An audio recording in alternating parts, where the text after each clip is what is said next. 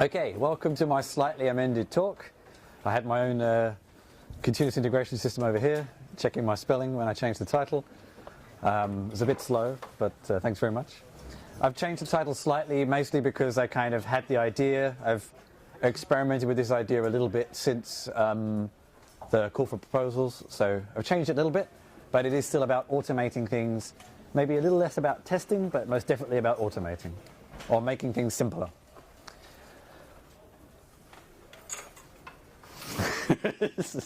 so I'm one of those strange people. Yeah, go for it. I used to be a programmer, but then I kind of realized I was better at explaining things than actually doing it. So now I'm basically a full-time technical writer, technical blogger, a bunch of different things. This presentation is based on some experiments and also some blog posts I wrote for CodeShip, who are a CI tool, originally Austrian, based in Boston, so I call them Bostrian. A series of blog posts that I wrote about kind of automating some documentation that's just finished, so you can read a bit more on those if you want on their blog. But let's get started. So, what is one of the first things you look at when you do a new project? And I'm going to use project to imply product, module, library, whatever. Let's just call it a project. API doc, Stack Overflow. Well, they're all documentation, okay? They're different places, but they're all documentation. So I think most developers, and most product people especially, acknowledge that documentation is important, and yet it often gets overlooked. I've got a couple of little quotes here. So this is kind of a nice ideal of where you're getting to with documentation. This is from Ken Williams, the founder, original creator of Perl. So documentation is complete when someone can use your project without having to look at its code. And this is common. Often when you don't understand the documentation, you dive straight into the code and try and figure it out. But why is this? This is another quote from someone possibly slightly less well known, but a guy I met from Wikimedia. When I was doing a similar talk to this, he said, documentation is like housework. We all know we should do it, but we don't really want to. So what this talk is kind of about, it's not about better documentation per se. I actually have another talk on that, and it's related to a blog post that you can find on my website or on Medium, which has actually been very popular, which is good, because that was the point, which is kind of a crash course in documentation for developers, just simple things to make a documentation better without having to think too hard. So this talk is kind of another side of that. It's actually about what can we automate? What can we make simpler? What can we have a bit of fun with instead of just writing? You might have seen my chinchilla earlier, just as a guy with a fox hat walks in, which is very cool. I looked up for pictures of chinchillas doing experiments. Looking up pictures of animals doing experiments is not a good idea because you get some very not so pleasant pictures. So this is about the best I could find. It's a chinchilla reading a book. But basically this talk is more of just a list of experiments and ideas. It's a little incohesive. It doesn't really have much of a narrative. It's some ideas I've tried, some ideas I haven't completely tried, some ideas other people have tried, and I'm going to use tools and methods that are not necessarily the only way to do these things. Kind of get some inspiration from them and find a tool chain that works for you that does a similar thing, basically. So, spelling, catching all those little mistakes. And one of the things about spelling is, yes, spelling doesn't necessarily affect the quality of the content, but it shows a certain level of care, professionalism, especially if you're working on a commercial tool or a commercial open source project, or that has a large user base. It just shows that little bit of extra care that you go for. Spell checking is not new, actually. I mean, spell checkers have been around for quite a long time, but what are some of the tools we can use to automate some of that? Well, one that I have been mostly using, sort of, I'll come to this, one of the kind of grandparents of spell checking is Hunspell.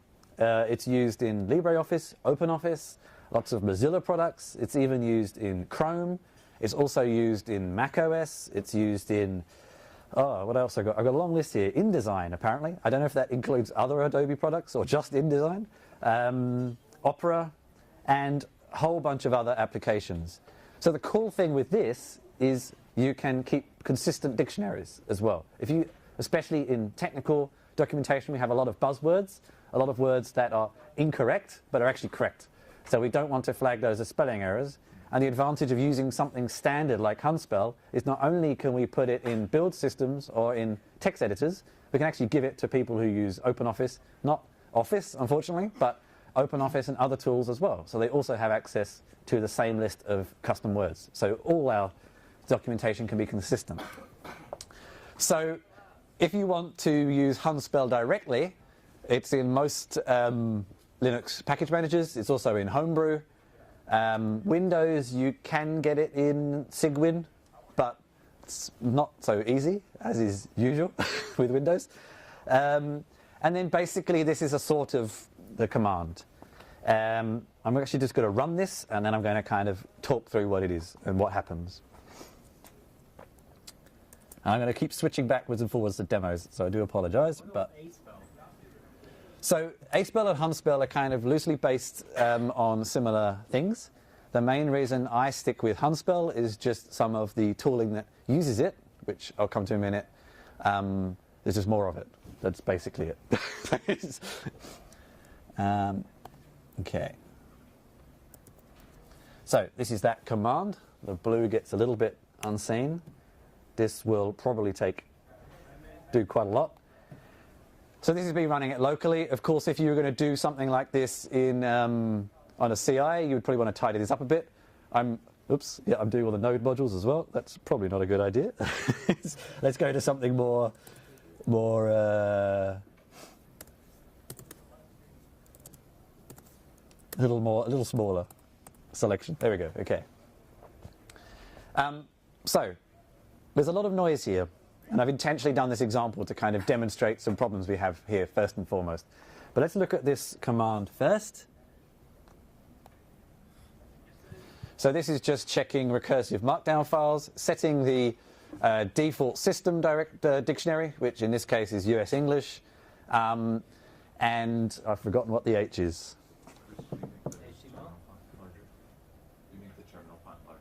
Yeah, oh sorry, yeah. I've forgotten what the H command is. Maybe it'll come up in a second, or we can, of course, always consult the documentation.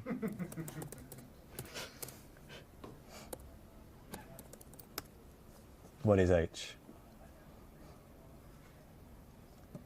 HTML. Yeah, okay, good.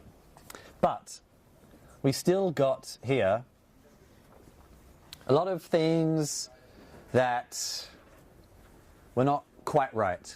There's a lot of code being highlighted as a spelling error. There's a YAML front matter in the markdown file being sparked as problems. And this is, so by default, Hunspell isn't really designed for checking code. So this is not so useful to us at the moment. Obviously, there are ways to get around this, and this is why I intentionally showed this first, because the next one I'm going to show you is one that kind of respects markdown at least. But depending on what you're spell checking, this could still be a valid option. But what I've been using, especially for Markdown, and there are equivalents for this for other markup languages, ASCII-Doc, RST, etc., is an NPM module called Markdown Spell Check. And you can see some of the commands are slightly similar. And it will respect the Markdown formatting. So let's try that one.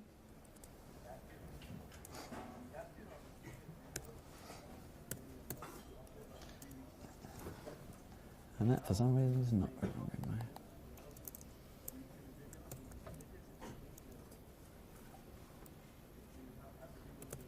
That's right. Okay. The module is called Markdown Spell Check, but the command is mdspell, which is slightly confusing. But in this case, we get, firstly, a much nicer output, and secondly, it's respecting code blocks. But we can still see there are some words in there that are correct, but not correct in kind of default English. So how do we handle things like that? So this module, this npm module in particular, uses a .spelling file. I won't zoom in on it, it's just a list of words. That's it. Basically, it's a .spelling file for this module that you can put all the custom words that should be accepted by... Highlight SDKs and SDKs. Yeah. There is a reason for that. I'll show you. Something I haven't done, which is, it's in the wrong place. It should be, the annoying thing with this module is it always wants to file on the top level. So in my Travis files, in this case, we have it clones it and then moves it up. So in this case, we get less errors. Yeah. No, it didn't move. Didn't move. Oh, sorry.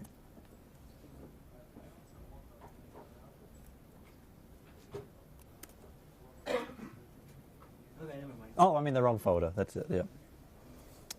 Yeah, I'm in the wrong folder, but Okay. yeah, you just need to move it to the top level of the folder, basically. And so I must admit the Markdown support for this is the better one, but there are other options for it. That .spelling file, though, is not actually a recognized dictionary if you wanted to use this in OpenOffice or something like that, which is annoying. It's a shame that the module uses a slightly different format to normal Hunspell. But I found this blog post with this very memorable URL, and it's quite an old blog post, but it does work.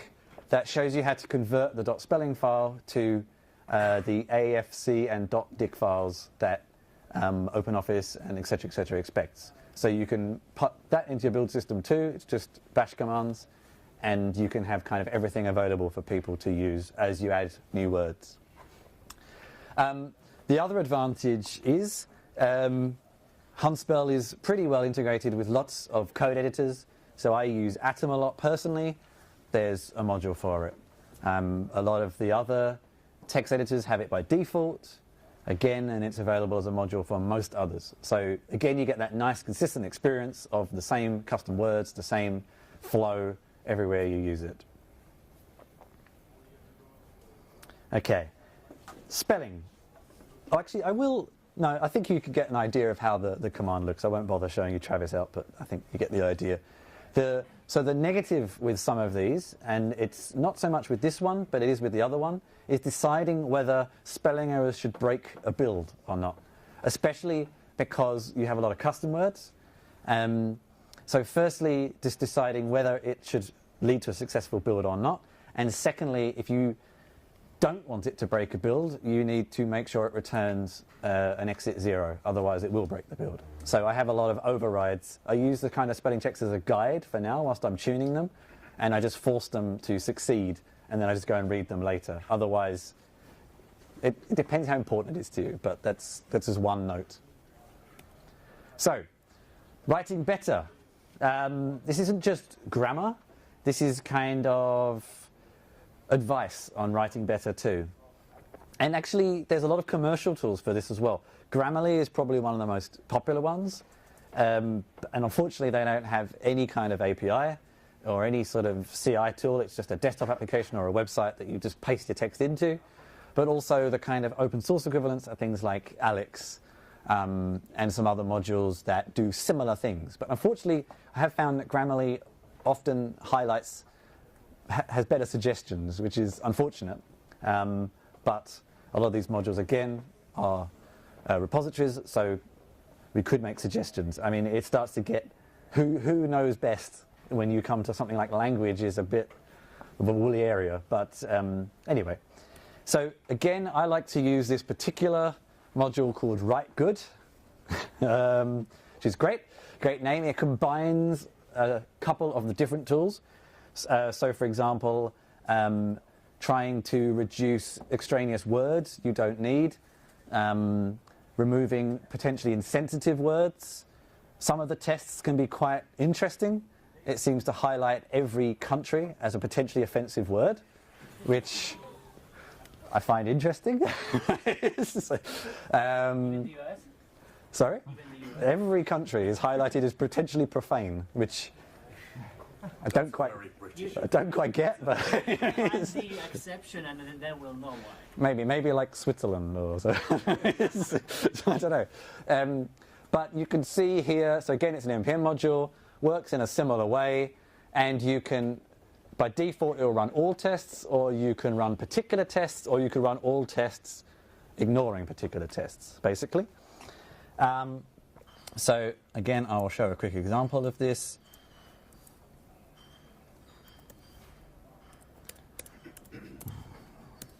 Just run it on everything. And again, this is much more sort of personal, and I would probably recommend you don't break builds on this, because a lot of it's for guidance, especially in technical language. Sometimes there's certain things that are not very good English or good language that you write in, but they're still the best way of saying something because it's technical language. So it's much more for guidance. And it's not quite as helpful output. I love this tool, but the output, especially on command line, is not great, unfortunately. Yeah, I was wondering if with this tool and with the previous tool, is it possible, like, for example, when you have source code lints, you can put like comments in to squash the warning in a particular place. So is it possible with those tools? That's actually something I've not looked at, but so these. You've looked at the message, you've acknowledged it, and then you put an exception somewhere. So these basically are all linters, and actually, if I show you how they look in Atom, for example, they feed into the linter in Atom, and it's actually much nicer to look at than the kind of the command line output. But that I'm not 100% sure about. I'm going to show briefly another tool later that may be more useful for that. But they're all basically linters. But instead of code, we're linting language, which is much grayer, of course. But yeah, so that's the kind of output you get. So this is with all tests. So for example, this is passive voice. This is unnecessary wording. There's a whole bunch of examples there. Yeah, and it's up to you whether you consider it useful or not. I would definitely use this much more for guidance. Another one, and I'm going to show this because when I did this talk before, someone mentioned it, is an application called Language Tool, which is a Java program. It also works in as a Chrome extension and part of OpenOffice. I'll show it, and you'll probably immediately see the problem with it, but it's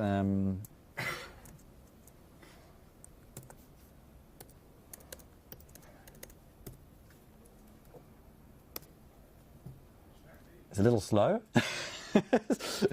Is one thing.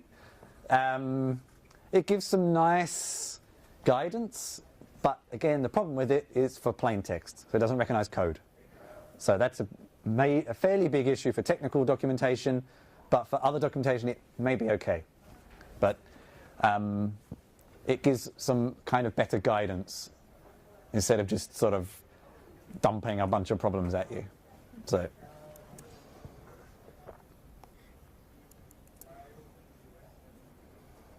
Okay, next steps with this. Again, continuous integration is certainly possible. Annoyingly, the write good module as an exit code gives you the number of errors, which is really unhelpful. And I've had nightmares trying to get this to work well in CI. And actually at the moment, in my experience with it, I've disabled it again because I've had difficulties getting it to play nicely. But, your own mileage may vary.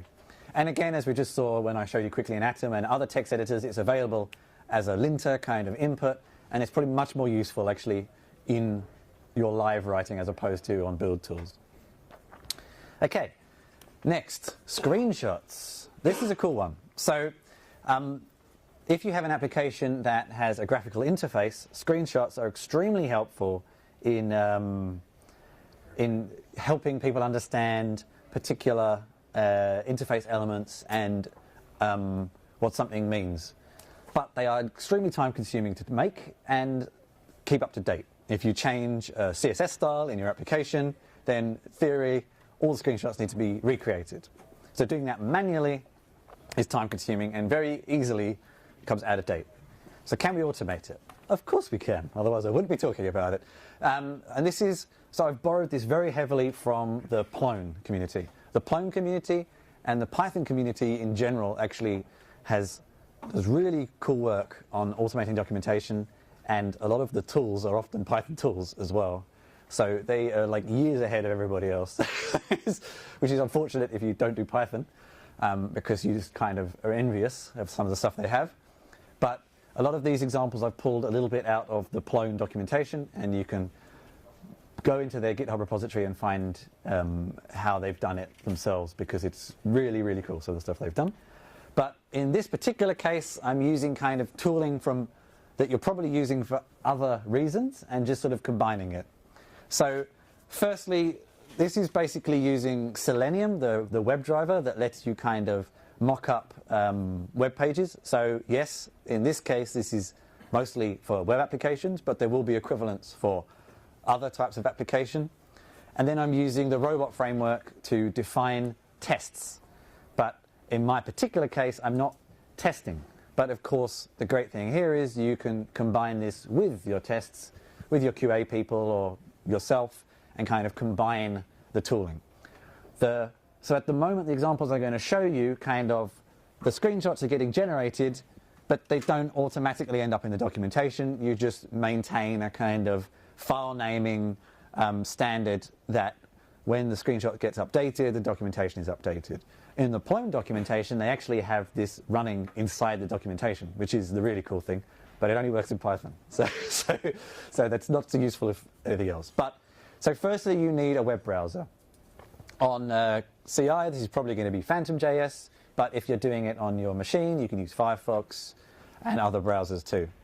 And then these are the frameworks we're using. So the robot framework actually has a screenshotting tool built into it, but it just does full screenshots all the time, which is fine, but we can be more precise. So I'm going to run this. I'm going to show you a simple example. This is actually what I did for the CodeShip blog post, and some of the more observant of you are going to see my password here for my account. I'm going to trust you. Feel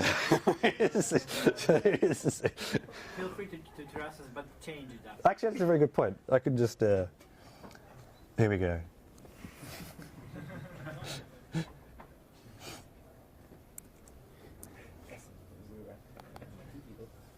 Actually, then I can't run the test. I'm going to trust you all. I don't have any particularly admin rights or anything, so all you'll be able to do is create some projects. So it's not that interesting, really. So this is a bit fuzzy. It will be recorded, so... It's being live streamed. Oh, good point. Okay. Too late. And we all know you used one hand for your password. I'll change it in a minute. That's my password too.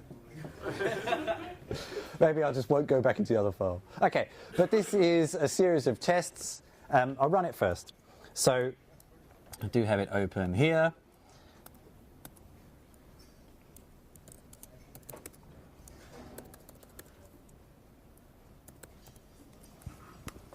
It runs the test I've defined. It's a little slow because we're actually firing up Phantom. We also have to bootstrap jQuery, which is annoying, but so it's a little slow.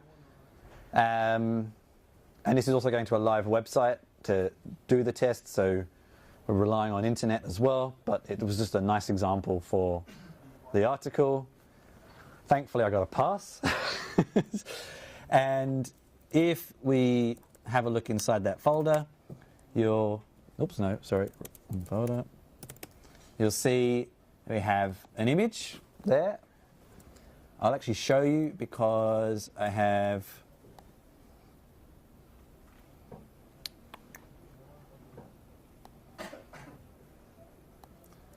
it also does something quite cool and adds annotations to it, which can be customized. You can get rid of this sort of default style, but it's quite cool.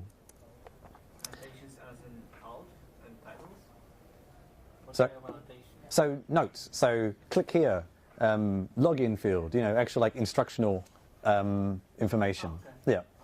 So basically what it does here is you have two files. One sets up, if I go back to my password, actually maybe I can remove it now. Let's just, because I'm going to be hovering on this screen for a very long time. It's already recorded. I know, but that was very, very brief. There we go. Right. Okay. So it sets up the variables. It sets up some keywords we're going to use, basically.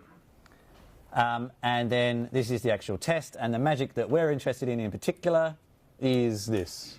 So highlight the form, and you have various ways of selecting the element with CSS or other things. Add a note, again with the text, the position, the style, and then capture and crop the screenshot with a file name, again setting the div, the class, whatever.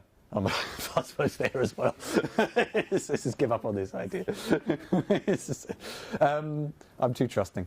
And yeah. And so at least here you can see that we can keep a consistent file name, and then you can build that into the documentation. But if you look at if you're lucky enough to be working with Python, you look in the Plone documentation, you can see how they've actually built this straight in to the documentation. Is that your Gmail password? Yeah. Sorry? Is that your Gmail password? No, it's not my Gmail password. No, that's okay. And I have two-factor authentication on that, so that's okay. Okay. So the next steps there, not a lot, but hooking it up to CI, of course. Making sure you have those consistent folders and files and things like that. And that, especially if you have a graphical application, is a really, really cool feature to add in. So, testing. So, probably one of the biggest frustrations you've often had in documentation is you go to a page, you read a code sample, and it doesn't work. Happens all the time. So, maybe we should test the code examples to check that they do work. This kind of falls into two camps. I'm going to start with the easy one, which is maybe tenuously part of documentation, and then the harder one. So the first one is actually testing APIs, API documentation. So again, there are lots of options for this. There's various ways of describing an API, file formats. So in particular at the moment, in this example, using something called API Blueprint, which is kind of this weird markdown hybrid that you can also define API endpoints, expected parameters, expected output, and then it's testable. But it's also just markdown. So especially if you're a writer, it's quite a nice format to work with. But there's Swagger, there's RAML, there's a whole bunch of other options. And there's also, of course, the option of documenting your API code and working that way around. So there's a lot of options, a lot of commercial options, a lot of open source options. But just for the principle, I'm going to stick with this tool, Dread, which is what we currently use. So in this case, we pick the file we want to test. We define the API endpoint. We have some hook files that let us do some processing at various points in the build. So for example, at the moment, there's a parse error in one of the linters of the API Blueprint specification, and it breaks all the builds. And they've acknowledged it's a problem. So at this particular moment, I have a hook saying skip that test, because I know it's always going to break. So until I'm told that's been fixed, I'm skipping a test. And there's other things you can do there at various kind of stages in the life cycle. So again, let's have a look at an example. Let's close this horrible. So in here we have, I'm going to find here. This is actually the expected, the final output. There's a lot of documentation here, but the bits we're interested in are here. So defining the endpoint and some parameters, the parameters that we're going to send to it, and the expected output.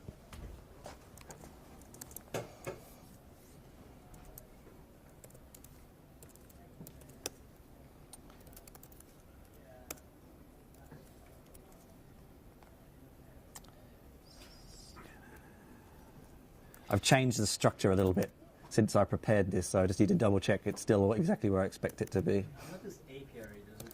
I'll tell you 1 second. Let's just run that, because this will take a bit of time to run. So whilst it's running, hopefully. Oh dear. It could be the Wi-Fi. Anyway, you get the idea. It could be the Wi-Fi, or it could be a very big problem at the company I work for. Who knows? We're not sure. Anyway, you get the idea. You see expected, and then you get a summary at the end. So Apiary is just a commercial hoster and provider of some of the tooling. Really? So you can use that with apiary? You can. In fact, Dread is written by Apiary, but about 90% of the tooling they offer as the commercial product is available just as projects you can download as well. So it basically comes down to who you want to host the documentation. They have like an interactive console thing, and the error reports go into their interface instead of Travis or something like that. It's kind of up to you, really. But you get the idea there. They usually mostly pass, but anyway, we'll see. You see what's supposed to happen. And of course, this kind of thing is fundamentally designed for CI systems. So it's useful for running locally, but this is usually integrated into actually writing your APIs as well as just documenting them. There's other options. This one was mentioned to me before. If you're a JavaScript program, you can actually write the tests as kind of JavaScript objects, which might appeal to you more. There's Postman, which is a desktop application that you may have used for testing API endpoints, and they have Newman, which is kind of, you can create collections of your tests from the desktop application and then run them in a CI tool. And then there's so many others. So that's reasonably straightforward. What about testing code? Now okay, I'm going to show you the example first and then look at the negatives. So I have some Python here, an RST file, and this is using Sphinx, which is a documentation system for Python code. I think you're already seeing what the problem is here, which is really, really cool when it comes to code examples. So a lot of people say this, like, wouldn't it be great to test code examples? But there's a couple of problems. Firstly, when you show code examples, you usually just show a snippet, like make a loop, or whatever. But that loop would not run in isolation. You need variables set up, you need libraries imported, things like that. So either in every example, so Twilio does this in their documentation, they include everything you're ever going to need, even if it's just a simple output. Or the cool thing that this does is it actually has these two blocks here, sorry. The setup, so what you need to do to make the test work, but it isn't shown. The actual test that you're going to, the code you're actually going to show, and the expected output, which also isn't shown. So when you run this,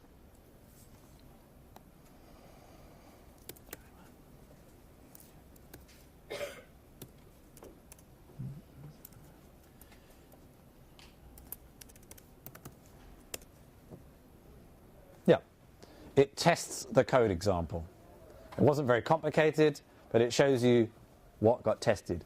But the end documentation only shows you the code snippet. Now that is super cool. I think it's a really awesome way of doing it. But there is one big problem.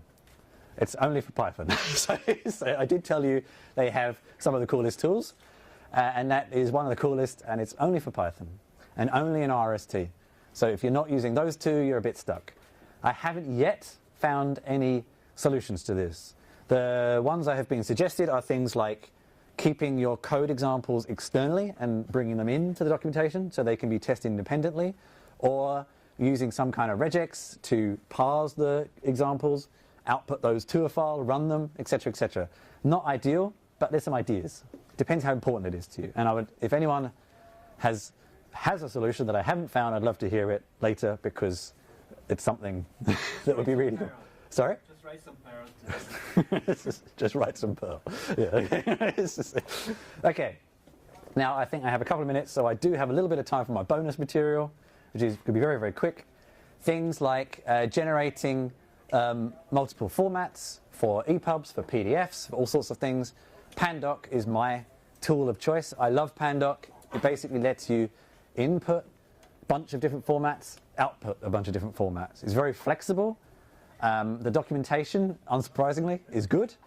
The person who does most of the code is very helpful, and it's a little hard to look at, but so basically this would go through all the markdown files. I'll start at the bottom, generates HTML, actually that shouldn't be there, that line, generates HTML from the markdown, but also generates a PDF.